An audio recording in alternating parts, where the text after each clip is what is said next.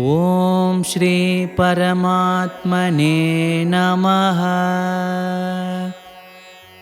ಅತ ಪ್ರಥಮೋಧ್ಯಾಯಃ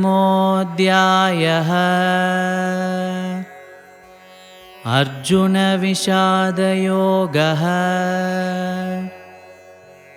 ಅಧ್ಯಾಯ 1 ಶ್ಲೋಕ 42.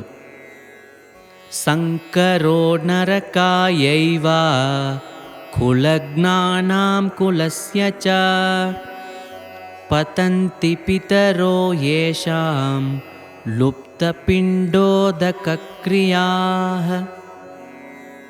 ಶ್ಲೋಕನ ಅರ್ಥ: தேவையில்லாத குணவுட்டுவனே